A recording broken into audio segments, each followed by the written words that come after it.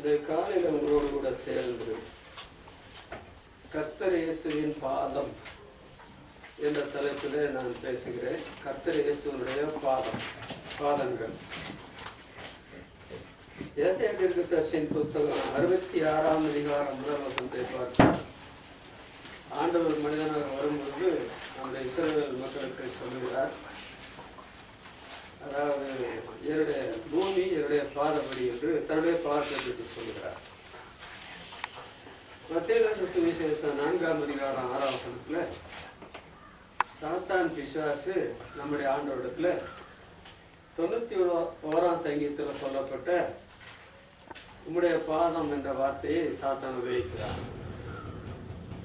மூன்றாவது வெளிப்படுத்துகிற விசேஷம் 1ஆம் அதிகாரம் 15ஆம் வசனத்துல பத்ம தீவுல நாடு கடத்தப்பட்டு தனிமையில் இருக்கிற யோவான் அப்போஸ்தலனுக்கு ஆண்டு தரிசனமாகும் பொழுது ஆண்டுடைய பாதங்கள் உலைக்களத்தில் காய்ந்த வெண்கலத்தை போல இருக்கிறதாக அவர் பார்த்து, பூமியில சரீரத்தில் ஆண்டவரோடு இருக்கும் போது அவருடைய மார்பில சார்ந்தவன் இப்பொழுது அவருடைய பாத்திர முகம் குப்புற விழுந்து பணிந்து கொண்டார் என்று பைபிள் எழுதப்பட்டிருக்கிறது. அதனால இந்த காலையில கர்த்தரின் பாதம் அந்த தலைப்பில நான் உங்களோட பேசுகிறேன். கர்த்தருடைய பாதம் என்று சொல்வது அதுதான் பாதம். நம்முடைய பாதம் என்றே சொல்லக்கூடாது. பாதங்கள் அல்ல. ஆண்டவர் நம்ம ரட்சித்ததுனால நம்முடைய பாதங்களுக்கு கூட ஆசீர்வாதம் உண்டு. மலையின் மேல் சுவிசேஷத்தை அறிவிக்கிறவருடைய பாதங்கள் எவ்வளவு அழகா இருக்கிறது என்று எழுதப்பட்டிருக்கிறது. ஆண்டவர் அப்போஸ்தலருடைய பாதங்களை ஆசீர்வதித்ததுனால அந்த அப்போஸ்தலருடைய பாதத்துல விற்றவர்கள் காணியாட்சிகளை விற்றவர்கள் கொண்டு வந்து வைத்தால் என்று இருக்கு. ஆனால் அந்த பாதங்கள் எல்லாம் ஆண்டோடைய பாதங்களுக்கு இணையாகுமா? கர்த்தரின் பாதம். 3 குறிப்புகள் இந்த விஷயத்தை குறித்து வேதவசனத்திலிருந்து உங்களுடைய கவனத்துக்கு கொண்டு வருகிறேன். சபைகளில் சாதாரணமாக தொடர்ந்துள்ள நாட்களில் நான் சுவிசேஷ பிரசங்கம் தான் செய்கிறேன். அப்புறம் பைபிள் ஸ்டடியில மாத்திரம் விசுவாசிகளான தேவதைகளுக்கு பேசுகிறேன்.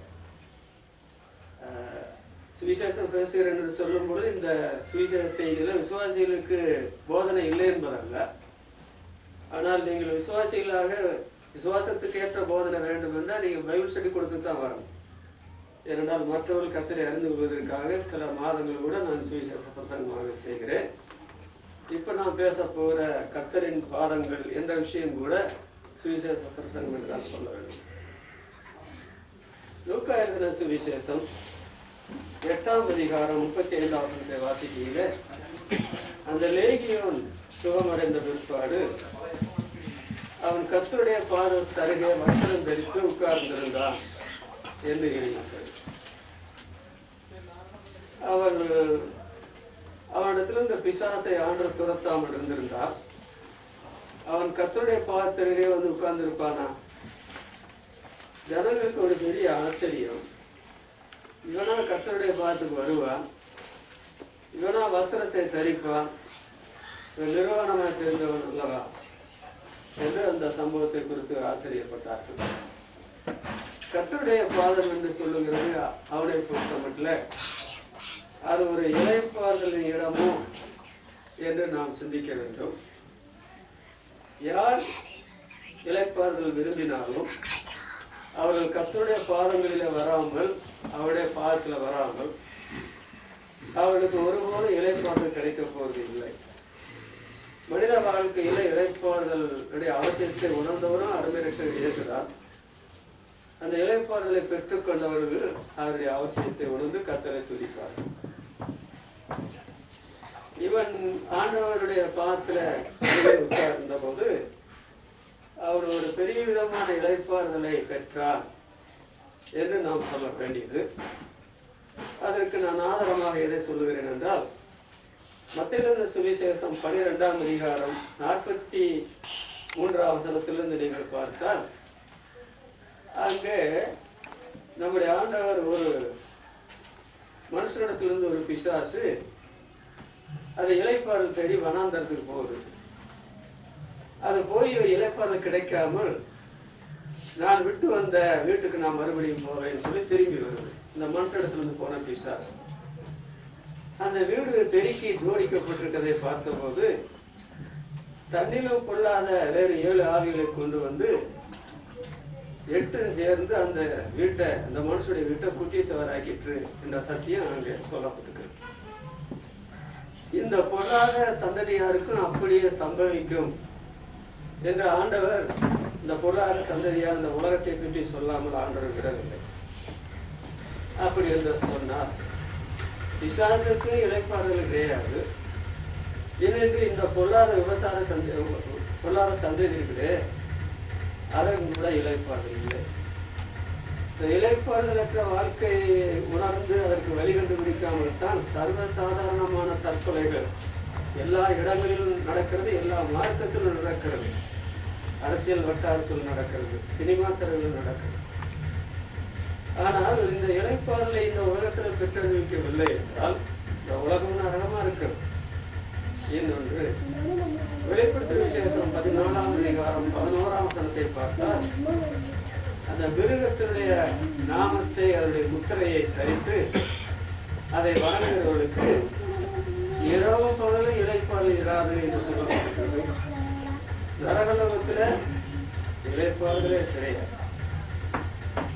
ஆனால் இந்த லேகியோ ஆண்டுடைய பாதத்தில் வந்த பொழுது அவன் இளைப்பாறுதலை பெற்றுக் கொண்டானே, அது எத்தனை அவனுக்கு முக்கியமான காரியம். சுவிசேஷம் 11ஆம் அதிகாரம் 28ஆம் வசனத்திலிருந்து 30ஆம் வசனம் வரையில் ஆண்டு சொல்கிறார், வருத்தப்பட்டு பாரம் சுமக்கிறவர்களே, ஒட்டுமொத்த அணுக்குலத்தை மனதில் வைத்துத்தான் உலக உணர்ந்தவருடைய மத்தியஸ்தானமான பலத்தினால் வந்து சத்தமிடுகிறார். நீங்கள் எல்லாரும் இடத்துல வாருங்கள், நான் உங்களுக்கு இளைப்பாறுதல் தருவேன். என்னுடைய நுகத்தை ஏற்றுக்கொண்டு இடத்துல கற்றுக்கொள்ளுங்கள், அப்பொழுது உங்களுடைய ஆத்துமாக்களுக்கு இளைப்பாறுதல் கிடைக்கும். என் நுகம் மெதுவாயும் என்னுடைய சுமை லகுவாயும் இருக்கிறது என்று சொல்கிறார். அப்ப இவனை போல எந்த ஒரு மனிதனும் ஆண்டுடைய பாவத்தில் வந்தால் மாத்திரம்தான் இளைப்பாறுதல் கிடைக்கும். ஆண்டவர் வருகிற போது தூரத்திலிருந்து ஓடி வர்றான். இந்த சரித்திரம் அப்படி வருகிறது. வந்து அவரை பணிந்து கொண்டான் என்று பார்க்கிறோம். அவன் சத்தம் விட்டு, இயேசுவே, நசரேயனாகிய இயேசுவே, எனக்கு உமக்கு என்ன? நீ என்னை வேதனைப்படுத்த வந்தீரோ? காலம் வரும் முன்னே என்று அவன் சத்தம் விடுகிறான். ஆண்டவர் இவனை விட்டு பிசாசை போன்னு சொன்னார். அதுக்கு முந்தைய ஆண்டவர் கேட்கிறார், உன் பெயர் என்ன? அவன் அநேகர் அந்த பிசாசு பிடிச்சிருந்தான். அவன் லேகியன் என்று சொன்னான். லேகியன் என்று சொன்னால் ரோம பட்டாளத்துல, அதாவது 6000 பேர் கொண்டதுதான் இந்த லேகியன் என்ற ஒரு பட்டாளம். அப்ப இந்த மனுஷனை 6000 பிசாசு பிடிச்சிருக்கு.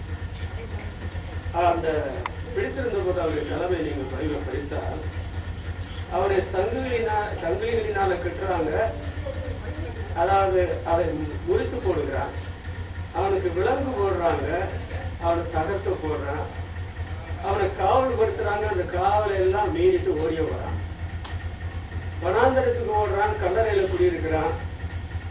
முழுவதும் சத்தம் போடுறான், காவல் பகலு. தன்னை காயப்பட்டு அவன் சரீரத்தில் காயப்படாத இடமே கிடையாது. பிசாசு எவ்வளவு கொடிய அரக்கம் பார்த்தீங்கன்னா, அவன் பிடித்திருந்த போது, பிசாசு அவனை பிடித்திருந்த போது, இந்த லேகியன் பிசாசு இந்த மனுஷன் பிடித்திருந்த போது, அவன் 1ஆம் நம்பர் முரடனா இருக்கான். இவனை யாரும் கட்டுப்படுத்த முடியும், ஒருவனாலும் அவனை அடக்க முடியவில்லை என்ற வகையில எழுதியிருக்க. இது அவன் மாத்திரம்தான் முரட்டு பயிர் என்று சொல்லி அவன் மாத்திரம் முடிக்கலாமா? ஏசாயா தீர்க்கதரிசியின் புத்தகம் 1ஆம் அதிகாரம் 23ஆம் வசனத்தை நாம் பார்க்கும்போது, உன்னுடைய அந்த அதிபதிகள் முரடரும் எதிரி. ஆண்டவர் இஸ்ரவேல் ஜனங்கள் மத்தியில அவர்கள் அதிபதிகளா வச்சிருக்கிறார். அவங்க முரடரா இருக்கணும்ன்ற என்ன அவசரம்? ஆனா இந்த பிசாசு பிடிச்சவங்க முரடரா இருப்பாங்க. பிசாசு அவங்க பிடிச்சதுனால அவங்க முரடனா ஆனாங்களா? அப்புறம் அவன் என்ன செய்யல, அவன் வீட்டுல இல்ல, அவனை கொண்டு வந்து காவல் படுத்துறாங்க. ஆனா வீட்டுல இருக்க மாட்டேங்கிறான். சங்கீதம் 59 6ஆம் வசனத்தையும் 14ஆம் வசனத்தையும் படிச்சு பாருங்க. அவர்கள் சாயங்காலத்துல திரும்பி வந்து பெரிய கூட்டமான ஆண்கள், பெண்கள், பெரியவர்கள், சின்னவர்கள் திரும்பி வந்து ஊழையிட்டு ஊரை சுற்றி திரிகிறார்கள். ஒவ்வொரு நாளும் பார்த்தால் அவங்க சாயங்காலத்துல திரும்பி வருவாங்க. நாய்களை போல ஊழையிட்டு ஊரெங்கு சுற்றி திரிவாங்க. ஒரு நாய் ஊழையிட்டாலே பயமா இருக்கும். இந்த மக்கள் எல்லாம் சேர்ந்து ஊழையிட்டு ஊரை சுத்தினா எப்படி இருக்கும்? இன்னைக்கு எங்கேயாவது நீங்க அமிர்தல பார்க்கறீங்களா? பட்டணங்களை பாருங்க, கிராமங்களை பாருங்க, நாய்களை போல ஊரை சுற்றி ஊழையிடுறாங்க. இது யாரும் அரசியல்வாதிகளும் தடுக்க முடியல, யாருமே தடுக்க முடியல. அது வேகின் பிசாசு அந்த அவங்க பத்தில கேள்வி செய்யறாங்க. அப்புறம் இந்த இவ்வளவு முரட்டாட்டமான வேலையை செய்யறானே, எப்படி இருந்திருப்பா நினைக்கிறீங்க? மத்திய இருந்த சுவிசேஷம் 9ஆம் அதிகாரம், மார்க் எழுதின சுவிசேஷம் 9ஆம் அதிகாரம் 18ஆம் வசனம் வாசிக்கும் போது, அந்த சிறுபிராயம் முதற்கொண்டே பிசாசு பிடிச்ச ஒருத்தர் பிசாசு பிடிச்சிருந்தது. பிசாசு அது அவனை எங்க காண்கிறது அங்க பிடிக்குது, அவனை கசக்குது, தீக்குள்ள தள்ளுது, தண்ணீருக்குள்ள தள்ளுது. தகப்பன் ரொம்ப சத்தமிட்டு சொல்ற, ஏதாவது செய்யக்கூடுமா ஆண்டவரே? அவன் நுரைதள்ளி புரண்டு சோர்ந்து போகிறான். நான் பெற்ற தகப்பனுக்கு பார்க்க முடியலையே அப்படின்னு சொல்லி தகப்பன் சொல்றார். யாருக்கு பிசாசு பிடிச்சாலும் அது ஒரு பெரிய சோர்வு உண்டாகும். அது அவனுக்கு தான் பிடிச்சது, மற்றவங்களுக்கு பிடிக்கல நினைக்கிறீங்களா?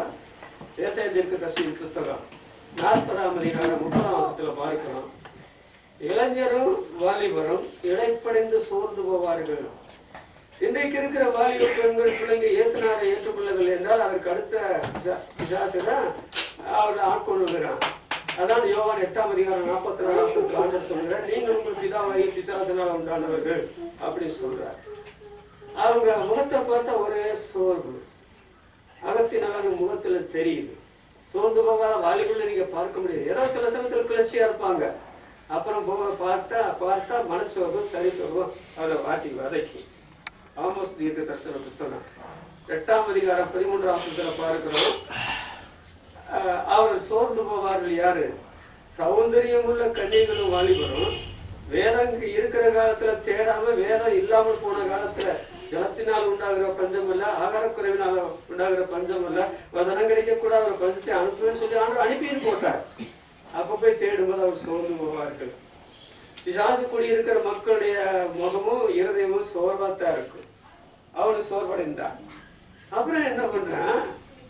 ஆனா கடவுள் சாயல படைக்கப்பட்ட மனுஷன் வசம் தரித்து இருந்தா தானே அவனை பார்க்க முடியும். இல்லையா கன்றாவியாவில் இருக்கு, பிறந்த குலத்தோட இருக்கிறவங்க யாராவது பார்க்க முடியுமா அப்படின்னு சொல்லுவாங்க. இன்றைக்கு என்னைக்கும் இல்லாத அளவுக்கு ஆண்களும் பெண்களும் அறமுறை ஆடையோட தானே ரோடெல்லாம் திருறாங்க. படிச்சவங்க வந்து பொரியாத வரையில, உயர்ந்தவங்க வந்து தாழ்ந்தவர். ஆல்பர் ரோட்லயே பாத்தீங்கன்னா அறமுறை ஆடை தான் ஊட்டிட்டுறாங்க. அதுல சிங்கப்பூர் போன்ற இடங்கள்ல பாத்தீங்கன்னா பெண்கள் பெரும்பாலான பெண்கள் எல்லாம் குட்டப்பாவரை ஊட்டிட்டுறாங்க. ஆண்டவர் நிர்வாகம் காணப்படக்கூடாது, ஒழுங்கா நல்லா உடுத்து தகுதியான வசனத்தை உடுத்துன்னு சொல்றாரு. பிசாசு பிடிச்ச மக்கள் வந்து அறமுறை ஆடையோட அணிகிறாங்களே, தங்களுடைய அதாவது மறைவா இருக்க வேண்டிய காரியங்கள எல்லாரும் பார்க்கக்கூடிய ஓப்பனா ட்ரெஸ்ல போட்டுறாங்களே, இப்படி செய்யலாமா அப்படின்னு கேட்டா இந்த பிசாசு பிடிச்சவங்க அப்படித்தான் செய்வாங்க. எப்படியோ ஆண்டவர் என்ன பண்ணார்? அந்த 6000 பிசாசுகளை பிடித்திருந்தவனை துரத்தின பொழுது நாங்க போனா இந்த பந்தி கூட்டங்க பேர் இதுக்குள்ள போறோம் அப்படின்னு சொன்ன உடனே ஆண்டு அந்த பண்டி கூட்டத்துக்குள்ள போக அனுப்புறார். 2000 பண்டி கூட்டங்கள் உயர்ந்த மேட்ல இருந்து கடல்ல பாய்ந்து ஒரு பண்டி கூட தப்பாம எல்லாம் செத்து போச்சு. பண்டிகைக்கு நஷ்டம் தான். ஆனா பண்டிகையுடைய எவ்வளவோ தன் தேவசாயில படைக்கப்பட்ட மனுஷன் உலகம் இருக்கிறவர்களை விட பெரிய விலையான மனுஷனை ஆண்டு காப்பாத்தினார், அவருக்கு சந்தோஷம். ஆனா அந்த ஊர் ஜனங்கள் இந்த கலரினர் எங்களை எல்லைகளை விட்டு போக வேண்டும் என்று சொன்னாங்க. 6000 பிசாசு. இன்றைக்கு மனிதர்களுக்கு 6000 பிசாசு கொடுக்கிற பாவத்தின் சோதனையினால சிறியவங்க முதற்கொண்டு பெரியவங்க வரல படுற நீங்க பாத்தீங்களா? தாவீது என்ன சொல்லுகிறார்? சங்கீதம் 40:12 எண்ணிக்கைக்கு அடங்காத தீங்குகள் என்ன சூழ்ந்து கொண்டது. எண்ணிக்கையே இல்லை. இங்கே லேகியனாவது அவன் 6000 ஒரு கணக்கு சொல்லலாம். எண்ணிக்கைக்கு அடங்காத தீங்குகள் என்ன சூழ்ந்து கொண்டது. சங்கீதம் 65:3 நீங்கள் பார்த்தால், அதாவது அக்கிரம விஷயங்கள் வல்லமை கொண்டு என்னை மேற்கொண்டது சொன்னா, இப்ப நான் பாவத்துக்கு கீழே இருக்கிறேன், பாவம் என்ன மேற்கொள்ளுகிறது என்று சொல்றாரே. அப்போ அதே ஒரு நிலைமை எப்படி லேகியம் பிசாசுக்கு ஆண்டு தேவையோ, அது போல உலகத்துல பிறந்து வாழுகிற உங்களுக்கு எனக்கு நாம் ரட்சிக்கப்படாம இருந்தா நமக்கு அவர் தேவை. இயேசுவானவர் இல்லாதபடி இந்த சாத்தான் அவனை விட்டு போவான்னு நீங்க நினைக்கிறீங்களா? எல்லாரும் விரட்டி பார்க்கிறாங்க, ஒருத்தனாலும் அடக்க முடியவில்லை, அவனை வீட்டுக்கு கொண்டு வர வைக்க முடியவில்லை, அவனை காவல்படுத்த முடியவில்லை. சங்கிலிகளை போட்டாலும் சரி, அதாவது விலங்க போட்டாலும் சரி, அவனை சத்தம் போடாதன்னு சொல்லி நிறுத்த முடியல, அவனை காயப்படுத்தாதபடி நிறுத்த முடியல, வசனத்தை போட வைக்க முடியல, போட்டா கூட கிழிச்சு போடுறேன். இப்ப பாருங்க, இயேசுவானுடைய பாதத்துல வந்த பொழுது எவ்வளவு பெரிய மாற்றம், எவ்வளவு பெரிய மாற்றம். ஆண்டவரே, நான் இங்கே இருக்கிறேன், பெரிய காரியத்தை செய்கிறேன், என்ன பிசாசு மனுஷனா மாத்திடுறேன், நான் உங்களுக்கு போக மாட்டேன் ஆண்டவரே. இல்லப்பா, நான் உனக்கு இறங்கி செய்த காரியத்தை உன் வீட்டாருக்கு நீ போய் சொல்லு, உன் வீட்டாருக்கு நீ ஒரு ஆசீர்வாதமா இருக்கவில்லை அல்லவா?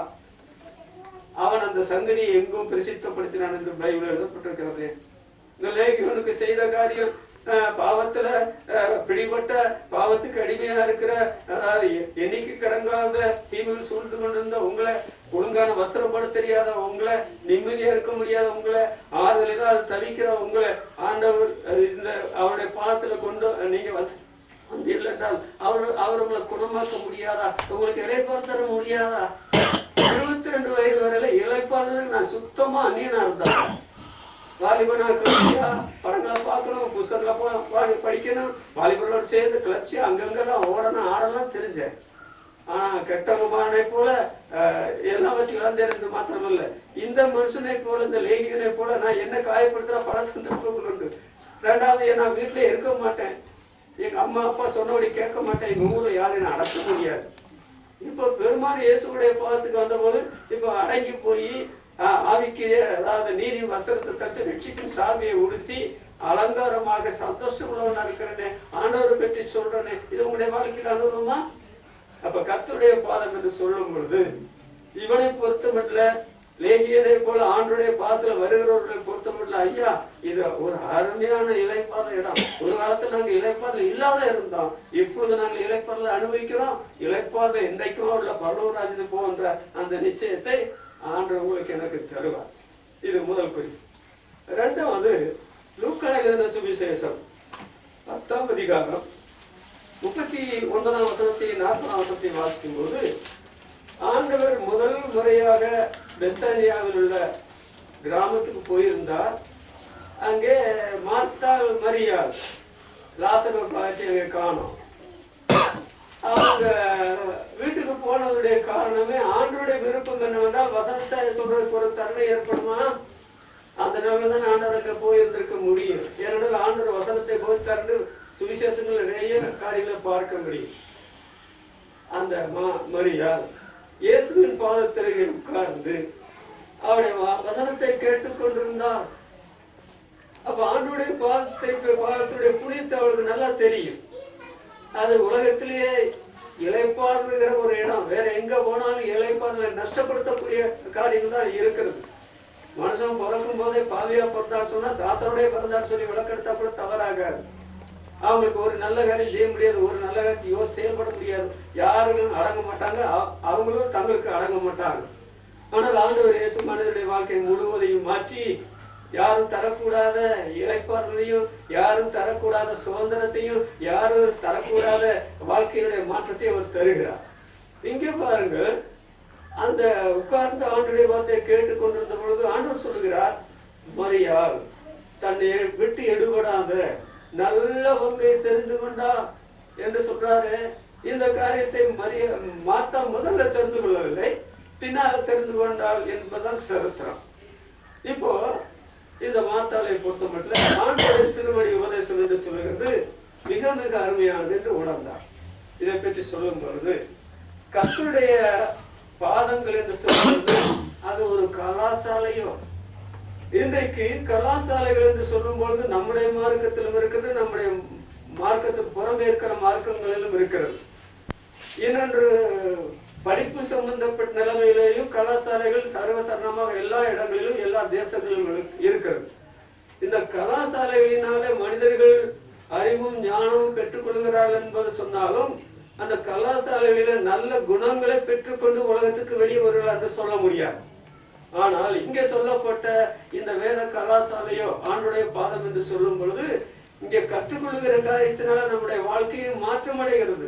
இந்த கற்றுக்கொள்ளுகிற காரியத்தினால இன்மையும் நமக்கு பரலோகமா இருக்கிறது. நான் பரலோகத்துக்கே போய் சேர போகிறோம். 14 வயதுல ஆண்டவர் இயேசுவை ஏற்றுக்கொண்ட சாது சுந்தர் சிங் ஏறக்குறைய 30 வயது வரையில தான் அவருடைய சர்க்கர் வந்ததாக சொல்லுகிறார்கள். அவருடைய மரணத்தை பற்றி யாருக்கும் தெரியாது. அவர் பிரயாணம் பண்ண திபெத் போன்ற தேசங்களில் போகும்பொழுது அதிகமான குளிர் இருக்கும். அந்த குளிர் தாங்காமல் இறந்தால் அடக்கம் பண்ண வேண்டியதில்லை. எத்தனை வருஷமானாலும் இந்த குளிர்னால அந்த அந்த சரீரம் அப்படியே இருக்கும். அதை கண்டுபிடிச்சா தான் அது மனசு சரியாக தெரியும். அப்புறம் அவரை காணும். அவர் ஆண்டுடைய பாதத்துல செலவிட்ட நாட்கள் என்று சொல்வது வாலிப பிராயத்தில். அப்புறம் அவர் திருமணம் செய்யவில்லை. ரத்தம் தோய்ந்த கால்களுடைய அப்போஸ்தலன் என்று பெயர் பெற்றவர். உலக நாடுகளில் பிரயாணம் பண்ணப்பட்டவர். ஆண்டவருடைய தோற்றத்தையே மக்களுக்கு வெளிப்படுத்துகிற ஒரு மனிதர் என்று சொல்லலாம். திடீர்னு நீங்க பார்த்தா இயேசுநாதரா என்று சொல்லக்கூடிய முக தேச அவ்வளவு பிரகாசமா இருக்கும். அவர் திருவரி உபதேசம் என்ற ஒரு புத்தகத்தை எழுதினார். ஆண்டுடைய பாத்திலிருந்து கற்றுக்கொண்ட விஷயங்களை குறித்து. அது இங்கிலாந்து போன்ற தேசங்களில லட்சக்கணக்கான பிரதிகள் விற்றதாம். அந்த திருவடி உபதேசம் தமிழில் கூட உண்டு.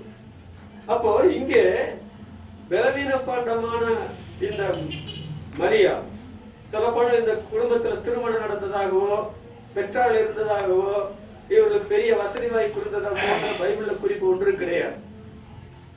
ஆனால் எனக்கு ஒரு விலையேறப்பெற்ற ஆத்மா இருக்கிறது. மனுஷன் அப்பத்தினால மாத்திரம் இல்ல, தேவனுடைய வாயிலிருந்து புறப்படுகிற ஒவ்வொரு வார்த்தையினாலும் பிழைப்பான் என்று சொல்லி ஆண்டவர் வந்தாரே, கும்பிட போன தெய்வம் குறுக்க வந்தது மாதிரி எங்க வீட்டுக்கு வந்தாரே, இனி அடுத்து வருவாரா வர மாட்டாரா தெரியாது. இந்த ஒரு சந்தர்ப்பம் பொன்னான சந்தர்ப்பம் அதை சரியா பயன்படுத்த வேண்டும் என்ற நிலைமையில சமையல் வேலை கிடந்தா கிடக்கடி ஆண்டவர் வந்தவனை சமைக்க சொன்னாரு. அதை அப்புறம் கூட செய்யலாம். முதலாவது தேவனுடைய ராஜ்யத்துக்கு முந்தி எதிர்க்கக்கூடாது இல்லையா என்று சொல்லி உலகத்தையே மறந்து சிற்றின்பங்களை மறந்து உலக மனுஷர்களை மறந்து ஆண்டுடைய பாத்துல ஒரு சிறு குழந்தைகளை போல சொல்லும் அடியான் கேட்கிற நிலைமையில அவங்க உட்கார்ந்து இருந்தான். அந்த உண்மையை பார்த்து ஆண்டவர் என்ன செய்தார் தெரியுமா? அவளை ரட்சித்தார். சொல்லப்படும் தன்னை விட்டு எடுபடாத நல்லவங்க தெரிந்து கொள்ளும்படி ஆண்டவர் அவர்களை வழிநடத்தினார் சொல்ல வேண்டும். அவர் அந்த ஆண்டுடைய பாத்திர உட்கார்ந்து அவருடைய வார்த்தையை கேட்டால் சொல்லும் பொழுது சங்கீதம் 46:10 நீங்கள் பார்த்தால், நீங்கள் அமர்ந்திருந்து ஓடியாடித்திருந்தல்ல, நீங்கள் அமர்ந்திருந்து ஆத்மாவை கட்டுப்படுத்தி சரீரத்தை கட்டுப்படுத்தி ஆவியை கட்டுப்படுத்தி நீங்கள் அமர்ந்திருந்து நானே தேவன் என்று அறிந்து கொள்ளுங்கள். நான் ஜாதிகளுக்குள்ளே உயர்ந்திருப்பேன், பூமியிலே உயர்ந்திருப்பேன். அமர்ந்திருக்கவில்லை என்றால் இயேசுவானவர் ஜாதிகளிலே உயர்ந்தவர், அதாவது பூமியில உயர்ந்தவர் என்று அறிய முடியாது. அமர்ந்திருங்கள் என்று சொன்ன அதனுடைய மேன்மை அவருக்கு தாங்க தெரியும். நீங்க ஆத்திரம் தோத்திரம் உள்ள உலகத்துல அவசரம் பிடிச்ச உலகத்துல நீங்க அங்கிருந்து ஓடின அலையக்கூடாது. நீங்கள் ஆண்டுடைய பாதத்தினுடைய குடியத்தை நீங்கள் உணர்ந்தால் அவருடைய பாதம் இலைப்பாறுத இடம், அவருடைய பாதம் உலகத்துல பேர் பெற்ற கலாசாலை வேத கலாசாலை என்று உணர்ந்தால் நீங்கள் அமர்ந்திருக்க வேண்டும். சங்கீதம் 40:1 தாவீது என்ன சொல்கிறார்? அவருக்கு அது முடியலையா? அவர் என்ன சொல்கிறார்? கர்த்தருக்காக பொறுமையுடனே காத்திருந்தேன். அதற்கு பொறுமை தேவை. வேலையை நிறுத்தணும், ஓடி ஆடுகிற காரியத்தை நிறுத்தணும், சிந்தனை செயலை நிறுத்தணும், நேரத்துக்கு ஒரு கட்டுப்பாடு வைக்க வேண்டும். அதாவது நான் கர்த்தருக்காக பொறுமையுடனே காத்திருந்தேன். அவர் என்னிடமாய் சாய்ந்து, இந்த அந்த சராசரங்களை படைத்த தேவன் ஒரு மனுஷனிடத்துல சாய வேண்டும் என்றால் சும்மா என்னவோ கொஞ்ச நேரம் காத்திருந்தவுடன் ஆண்டு சாய்ந்துருவாங்க. எந்த வேதம் சொல்லுச்சு? அதுக்கு நேரம் மணிக்கணக்கு பார்க்காம நான் கத்திரத்துல பொறுமையா காத்திருந்தேன், அவர் பொறுமையா இருந்தேன், அவர் என்னிடமா சார்ந்து என்று சொல்லப்பட்டது.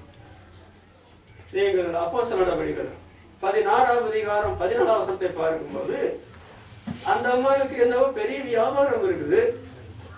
அந்த வியாபாரத்தை அப்படியே விட்டுட்டு ஆற்றங்கரையில பெண்கள் உட்கார்ந்து இருக்கிறாங்க.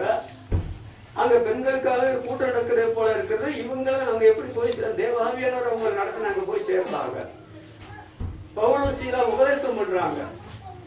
அந்த உபதேசத்தை எல்லாரும் கேட்கறதை போல கேட்டுக்கொண்டிருக்கிறாங்க. ஆனா யாருடைய வாழ்க்கையில ஒரு மாற்றமும் இல்லை. ஆனால் மீதியாருடைய இருதயத்தை கர்த்தர் திறந்தார் அப்படின்னு சொன்னா அந்த அம்மா தன்னுடைய ஆத்மா அடைக்கி அமரப்படினாங்க. அவர் அதாவது ஜாதிகளுக்குள்ள உயர்ந்திருக்கிற பூமியில உயர்ந்திருக்கிற தேவனை நான் அறிய வேண்டும் என்றால் அமர்ந்திருக்க வேண்டும் என்று அவர் சொல்லுகிறார். நான் அமர்ந்திருப்பேன்.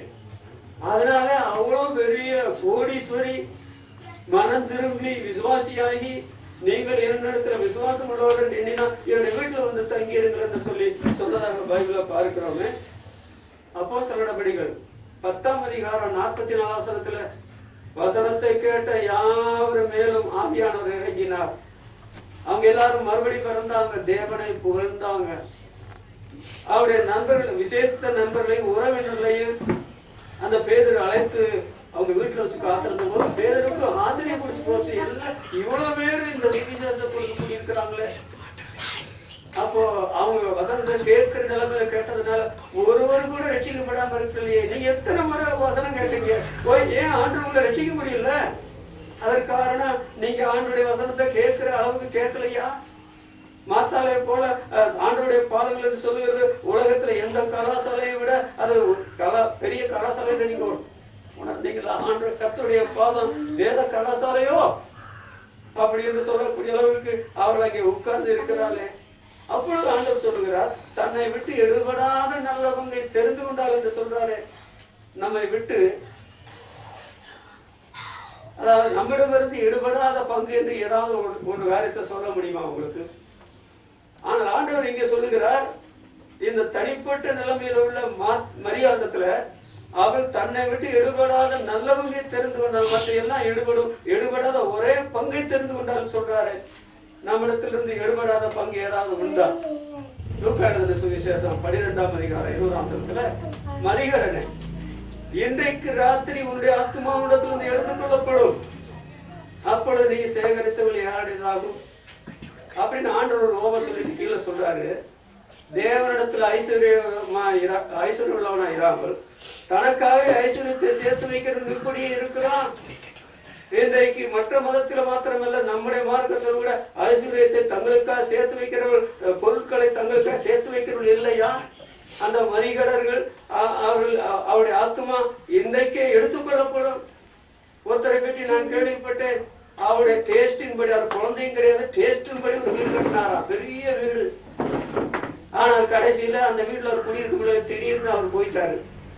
ஒருவேளை விசுவாசியா இருந்தாலும் அவர் பரவத்துக்கு போயிருப்பார், விசுவாசியா பரவத்துக்கு போக மாட்டார். அப்போ நம்ம விட்டு எடுபடாத பங்கு என்று நாம் எதையும் சொல்ல முடியுமே? சொல்ல முடியாதே. யோபு 27ஆம் அதிகாரம் 8ஆம் வசனத்தை வாசிக்கும் போது, மாயக்காரன் பொருளை சேர்த்து வைத்தாலும் தேவன் அவனுடைய ஆத்மாவை எடுத்துக் கொள்ளும் பொழுது அவனுடைய நம்பிக்கை என்ன? இந்த மாயக்காரன் பொருளை சேர்த்து வைக்கிற கெட்டிக்காரத்தனம் நினைக்கிற மற்றவங்க சொல்றாங்க. ஆனால் அவருடைய தேவன் அவருடைய ஆத்மாவை எடுத்துக்கொள்ளும் பொழுது அவருடைய நம்பிக்கை என்னவாகும்? நம்பிக்கை ஒண்ணுமில்லாம போயிடும். அப்புறம் யோபுவின் புஸ்தகம் 34ஆம் அதிகாரத்துலதான், அதாவது 38ஆம் அதிகாரம் 15ஆம் வசனத்துல சொல்லப்பட்டிருக்கு பாத்தீங்களா? அதாவது அவனுடைய ஒலி, துன்மார்க்கனுடைய ஒலி அவனிடத்துல எடுத்துக்கொள்ளப்படும். சில ஆட்கள் படுத்து கிடக்கு செத்து போயிட்டாங்கன்னு சொல்லி எப்படி போய் டாக்டர் கணிக்கிறாங்க தெரியுமா? டார்ச் லைட் கொண்டு வந்து கண்ணுல லைட் அடிச்சு பாக்குறாரு. படிச்சு பார்க்கும்போது அதுல கண்ண ஒளி இல்லைங்க, அது போயிடுச்சு, உயிர் போயிடுச்சு அப்படி சொல்றாங்க. அப்ப துன்மார்க்குடைய ஒளி அவளை விட்டு எடுபடும் என்று யோபின் புத்தகம் 38ஆம் அதிகாரம் 15ஆம் வசனத்துல சொல்லப்பட்டிருக்கிறது. அதனால மனுஷனை விட்டு எடுபடாது என்று ஏதாவது காரியத்தை நீங்க நினைச்சு வீரமா இருந்துறாதீங்க. ஆண்டவர் வச்சிருக்கனால நீங்க இந்த 2013ஆம் வருஷத்துல இருக்கிறீங்க.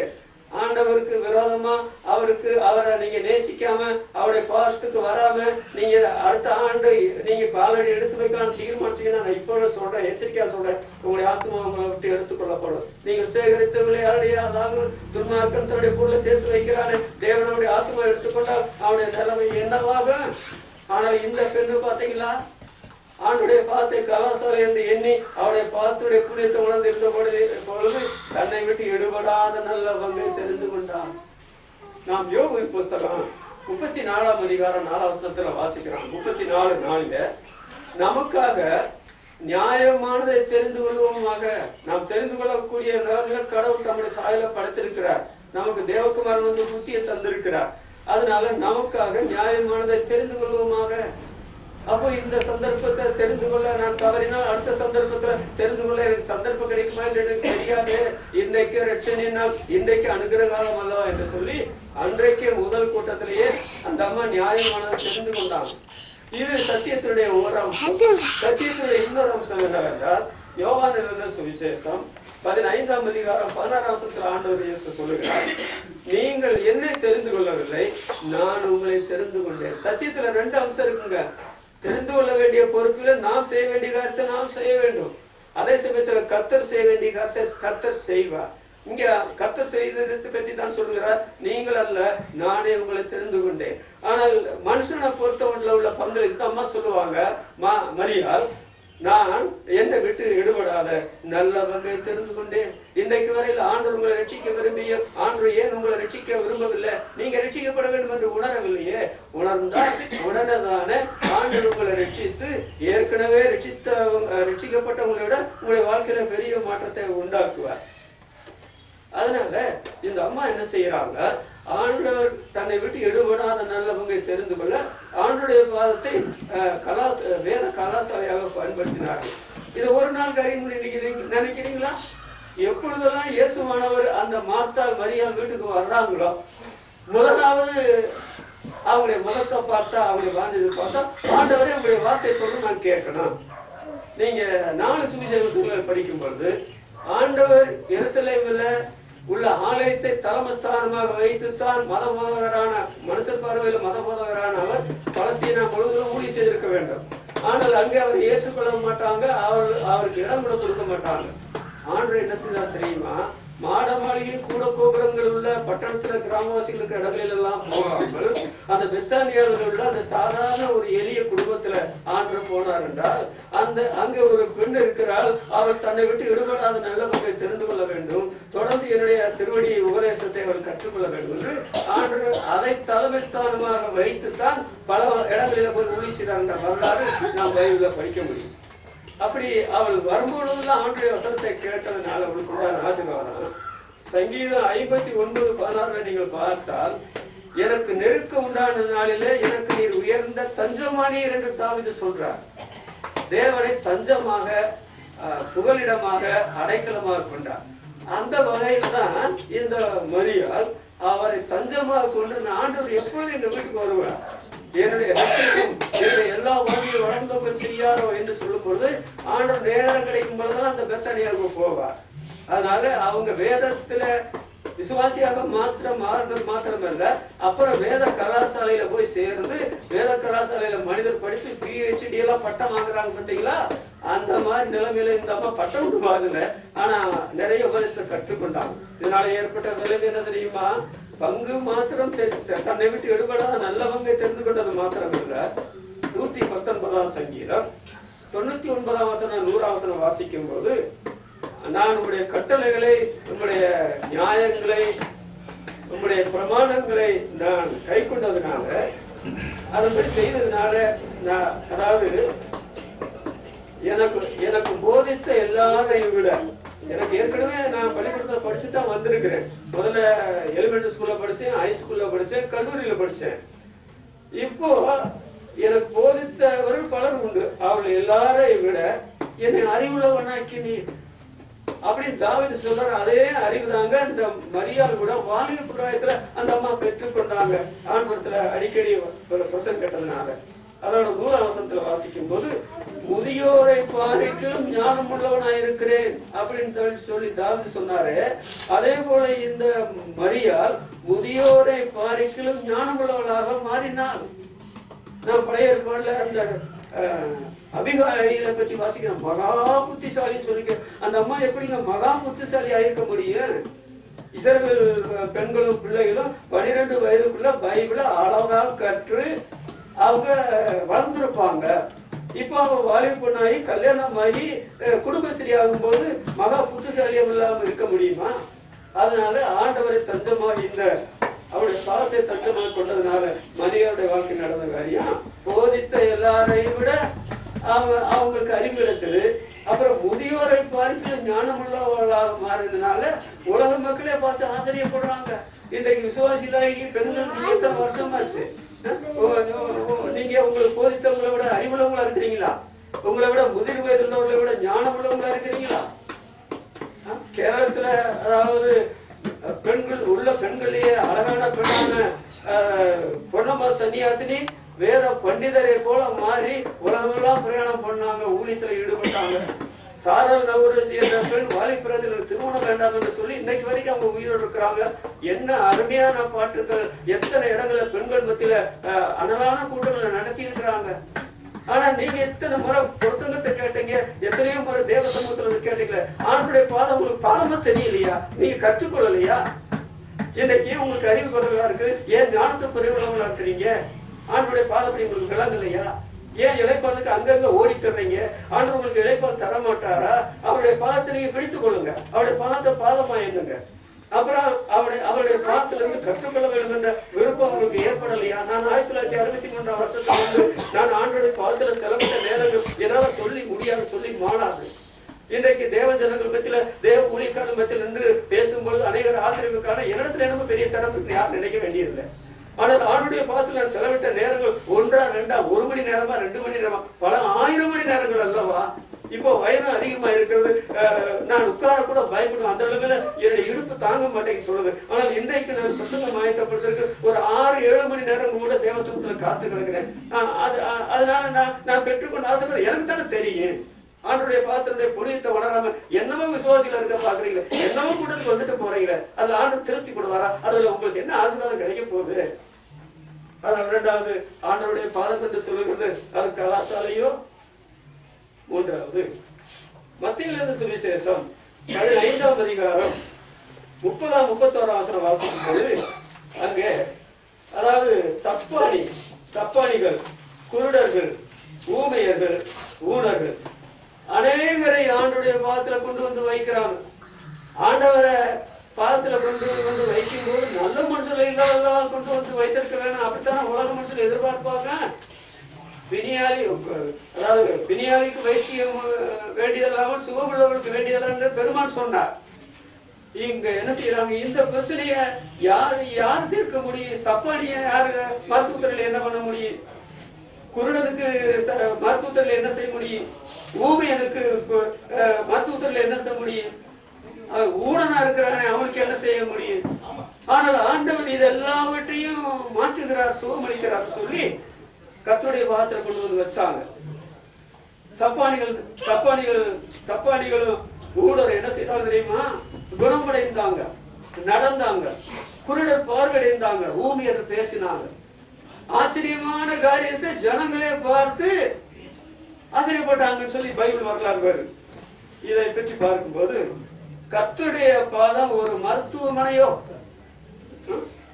மருத்துவமனையில தான் இந்த மாதிரி வியாதியத்தை கொண்டு போறோம். நான் மதுரையிலையும் பார்த்திருக்கிறேன், கோயம்புத்தூர்லையும் பார்த்திருக்கிறேன், சென்னையில கூட பார்த்திருக்கிறேன்.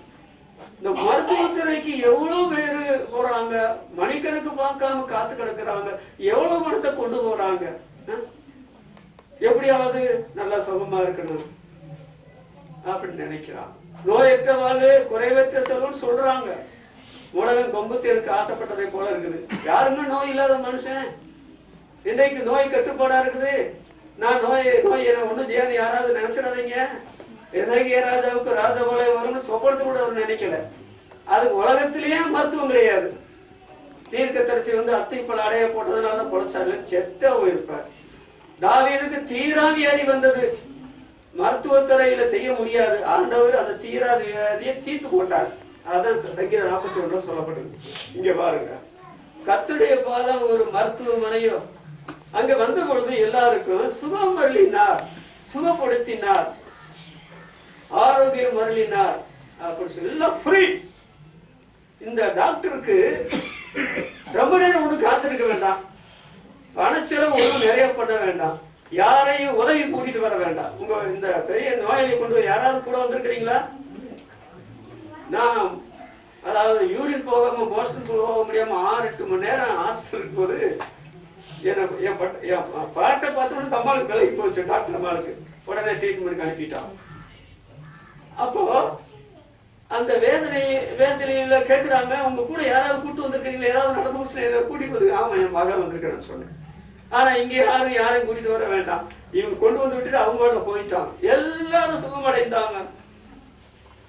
மார்க் எழுதின சுவிசேஷம் 5ஆம் அதிகாரம் 34ஆம் வசனத்துல, நீ உன் விசுவாசம் உன்னை ரட்சித்தது, சமாதானத்தோட போய் உன் வியாதி நீங்கி சுகமாயிரு என்று ஆண்டவர் சொன்னார். யாரை பற்றி? 12 வருடமாய் பெரும்பாடுள்ள ஸ்திரீ தன்னுடைய ஆஸ்தி முழுவதும் செலவு பண்ணி அநேக வைத்தியர்களால சற்றாகிலும் குணமடையாமல். அது மனுஷ உருவமா? இந்த பெண்ணை எவனா திருமணம் பண்ணுவானா? இது ஏன் இருக்குது உலகத்துல? ஆனால் ஆண்டவரிடத்துல வந்து வஸ்திரத்தின் ஓரத்தை தொட்டார்கள், உடனே உதரத்தின் ஊரில் நின்று போயிட்டு. அந்த மார்க் எழுதின சுவிசேஷத்தில் வாசிக்கிறான் 5ஆம் அதிகாரம் 35:29, அவள் ஆரோக்கியமானது தன் சரீரத்துல உணர்ந்தாள். அப்போ சமாதானம், வியாதி நீங்கினது, சரீரத்துல உணர்வு ஏற்பட்டது. ஆண்டவர் ரொம்ப ஆச்சரியமானவர் அவருடைய பிள்ளைகளுக்கு உதவி செய்யற காரியத்துல. மார்க் எழுதின சுவிசேஷம் 3ஆம் அதிகாரம் 5ஆம் வசனத்தை நீங்க பாத்தீங்கன்னா, மருகையை போல சுகமாக்கிட்டு. ஒரு கை நல்லா இருக்குது, ஒரு கை சூவி போய் கிடந்தது, அந்த அவனுக்கு மருகையை போல ஆக்கிட்டார். அப்போஸ்தலர் நடவடிக்கைகள் 3ஆம் அதிகாரம் 16ஆம் வசனத்துல, சர்வாங்க சுகம் ஆண்டவர் கட்டளையிட்டார். அந்த அப்போஸ்தலர் 3ஆம் அதிகாரத்துல சப்பானி சர்வாங்க சுகம்.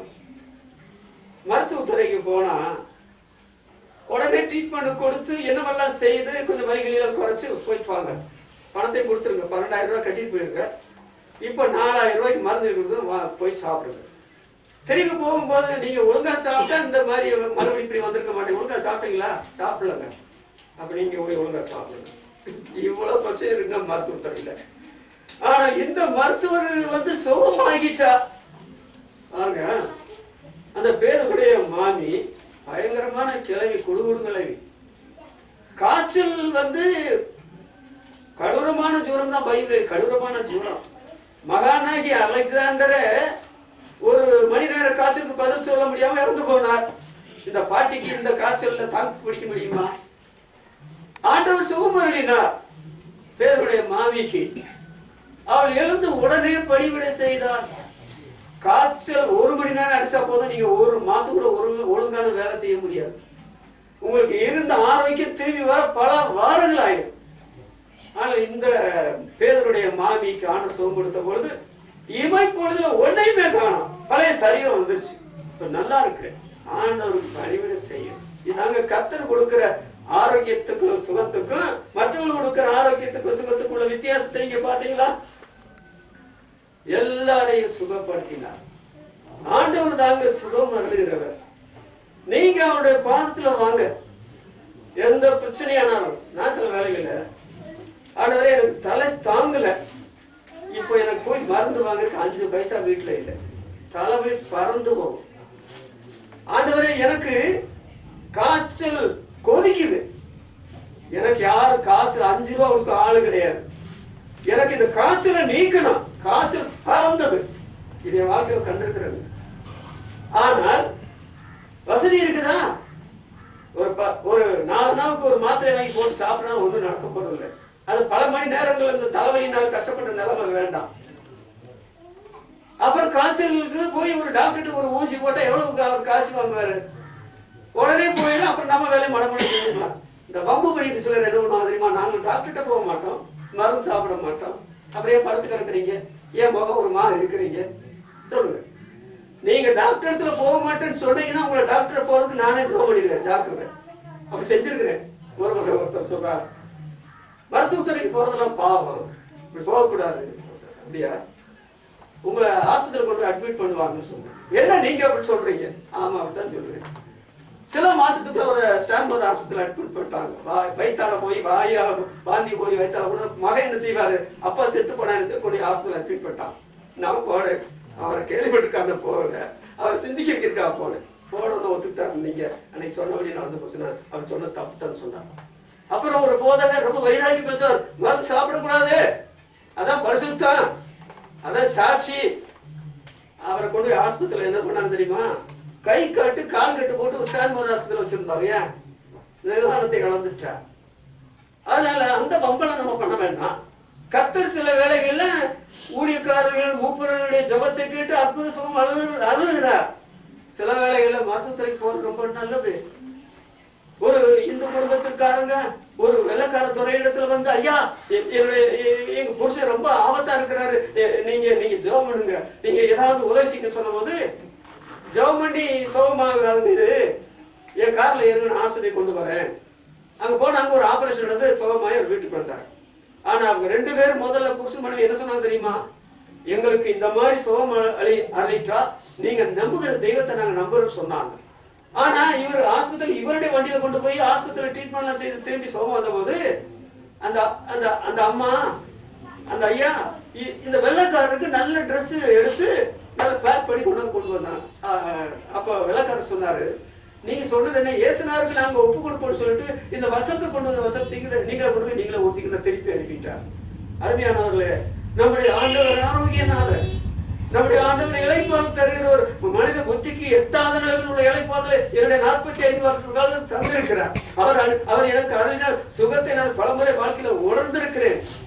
அவருடைய பாத்துல கற்றுக்கொண்ட பாடத்தை தான் நானும் அனுபவிக்கிறேன், மற்றவங்களுக்கு சொல்றேன். அதனால நானும் ஆசிரியப்பட்டிருக்கிறேன், மற்றவங்களும் ஆசிரியப்பட்டிருக்கிறாங்க. இங்க பாருங்க, அந்த சுகம் அடைந்த போது நடந்த காரியம் என்னவென்றால், அங்க எல்லாரும் சுகமடைந்து அவங்க வீட்டுக்கு போன போது சுகமில்லாத கஷ்டப்படுவாங்க. என்ன நினைச்சிருப்பா, ஐயோ எங்களுக்கு சுகம்னா என்னன்னே தெரியல, போக மாட்டாங்க, போகாம சாகவே செய்வாங்க. அப்படி நடந்திருக்கு. சுகம் என்று சொல்வது மனுஷ வாழ்க்கை எவ்வளவு அவசரம் தெரியுமா? 1 ராஜாக்கள் 4ஆம் அதிகாரம் 25ஆம் வசனத்தை நீங்க பாத்தீங்கன்னா, அங்க சுகமாக குடியிருந்தார்கள். யாரு? சாலமோன் ஆட்சி பண்ணுகிற பொற்கால ஆட்சியில ஒட்டுமொத்த இஸ்ரவேல் ஜனங்கள் ஒரு பாக்கி இல்லாம அவர் எல்லாரும் சுகத்தோடு குடியிருந்தார்கள். 2 ராஜாக்கள் 4ஆம் அதிகாரம் 13ஆம் வசனத்துல சுனமியால் அந்த அம்மா என்ன செய்யறாங்க, நான் ஜனங்கள் நடுவே சுகமா இருக்கிறேன், குழந்தை இறந்து போய் கிடக்குது, ஆனா அந்த இறந்து போன குழந்தைய கர்த்தர் உயிர்ப்பிப்பார் என்று நம்பிக்கை அந்த அம்மாவுக்கு இருக்குது. அதனால அவங்க சொல்றாங்க, அந்த கேசிட்ட புலம்பல, எனக்கு சுகம் இல்ல, எனக்கு ஆறுதல் இல்ல, எனக்கு அறிவு இல்லை, எனக்கு ஞானம் இல்லைன்னு புலம்பாம நான் சுகமா இருக்கிறேன். சங்கீதம் 122 7 நீங்க படிச்சா அந்த 122 சங்கீத 7ஆம் வசனத்துல தாவீது சொல்லுகிறார், உன் அரண்மனைக்குள்ள சுகமும் இருப்பதாக. உங்க வீட்டுக்குள்ளேயே சுகம் இருக்குது, நீங்க உணரலாம். ஆண்டுடைய பாதத்தை நீங்க பிடித்துக் கொண்டா, ஆண்டுடைய பாதத்துல நேரத்தை செலவிட்டா. சங்கீதம் 4:8 வாசிக்கிறோம், சமாதானத்தோட படித்துக் கொண்டு நித்திரை செய்வேன், கர்த்தாவே நீர் ஒருவரே என்னை சுகமாக தங்கப்படி. தாவீதுடைய வாழ்க்கையில அநேக பிச்சு போடுங்கள், சங்கீதம் முழுசு நீங்க படிச்சு பாருங்க. அவரை போல கஷ்டம் நான் பட்டதில்லை, நீங்க பட்டதில்லை. அந்த தேவனுக்கு ஏற்ற உத்தம நடந்த மனுஷனுக்கு. ஆனால் அவர் என்ன பிச்சு போடுங்களான பிரச்சனை இருக்கட்டுமே, சமாதானத்தோட படுத்துக்கொண்டு நித்திரை செய்வேன், கர்த்தாவே நீர் ஒருவரை எனக்கு சுகமாக தங்கப்படுகிறேன். எனக்கு எத்தனையோ பிரச்சனை இன்றைக்கு நான் வாட்டி வதைக்குதுங்க, எவ்வளவோ தேவையுடையவனா இருக்கிறேன், எவ்வளவு பிரச்சனையுடையவனா இருக்கிறேன். ஆனால் தூக்கம் என்று வரும்போது அடைய அப்பா என்ன அருமையான தூக்கம், சவுண்ட் ஸ்லீப். அவர் தமக்கு பிரியமான நித்திரையை அழுகிறார். அதனால கர்த்தருடைய பாதத்தினுடைய மகிமையை புனியத்தை ஏதோ கொஞ்சம் அறிவுகளை வைத்து உங்களுக்கு வெளிப்படுத்திட்டு, ஆனா நீங்க ஏற்றுக்கொண்டு பாருங்க, அடடா பெரிய பெரிய காரியங்கள் உங்களுடைய வாழ்க்கை நடக்கும். கர்த்தருடைய பாதமே என்பதற்கு 3 பேருடைய சாட்சி. ஒன்று லேகியோ, அவன் வரலைன்னா அந்த சாட்சி சரியா இருக்குமா, ஓடி இருப்பானா, அவனை நரகத்துக்கு எடுத்துட்டு போயிருப்பான். 2வது பெத்தானியா மரியாள் ஆண்டுடைய பாதத்துல வரவில்லை என்றால் எழுபடாத பங்கை தெரிந்து கொண்டிருப்பார்களா?